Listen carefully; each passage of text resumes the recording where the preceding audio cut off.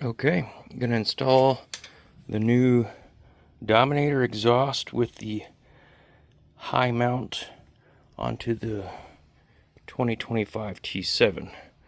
Now, some of you may go, what is wrong with the stock? And I will show you. So I put on the brand new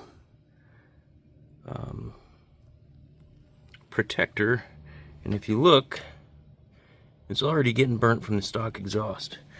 So the swing arm protector I put on the day before. Now I did have my one and only tip over. I hit about 12 inches of mud and a cross rut and lost the front tire. So, but I knew this has always been a slight complaint of the T7, is the exhaust hitting the swing arm. They did beef up this bracket for 2025 and maybe 24, I'm not sure, but either way, I'm gonna get this exhaust tucked up and out of the way from the swing arm and just up a little bit higher and out of the way, so that way if I do have that occur again, it's not going to damage the exhaust or swing arm. So I'm going to get this bolted on. There's literally two bolts. There's one here, if you follow the exhaust down, there's one down here.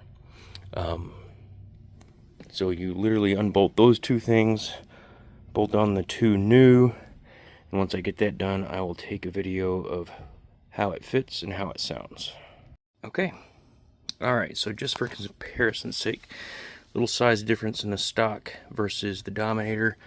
You can't tell, but I mean, I would say it feels like 1 pound versus 10 pounds. Like I'm probably exaggerating, but way lighter. So there's that. That's also another bonus.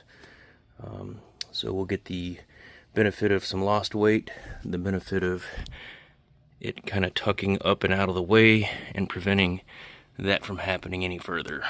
So, alright, about a 15-minute job, and as you can see now we're tucked in behind this bracket, and it definitely brings it into the bike a lot more.